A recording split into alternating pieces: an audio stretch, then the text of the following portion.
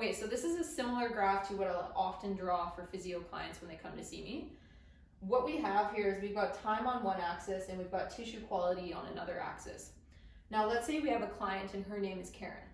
This is just a general representation of where Karen is at this specific snapshot in time.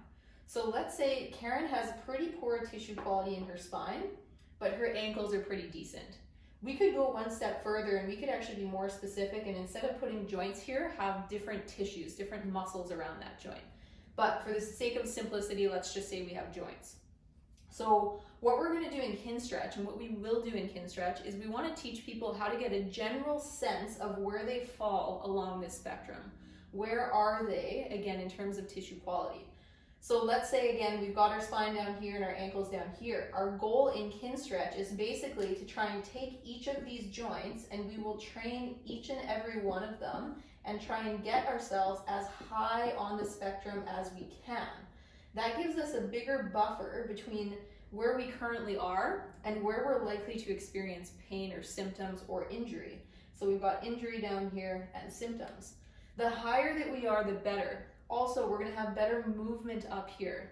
We're going to have better tissue capacity up here. Again, better quality movement. People will generally just feel better and move better and be more efficient the higher that they are along this spectrum.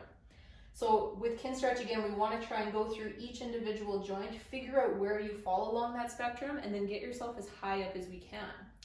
The lower that we go on this spectrum, so the less tissue quality you have, the more likely you are to need to see a manual therapist. So again, this is where you come in and you see somebody like me for physio and an assessment, and we get really specific. So this over here now speaks to a problem that I'll often see in physio, which is that people will not look after themselves. Tissue quality will slowly reduce over time, and then it gets to the point where they get symptoms, and then they think, well, it'll probably just go away. And then it keeps getting lower, and then they experience an injury. Maybe it's a sprain, a strain, a tear, whatever it may be. Then they come in and see me. Then we rehab it, and people will often get themselves above the symptom line, meaning they'll be pain-free, and then they'll think, okay, well, I'm done with rehab.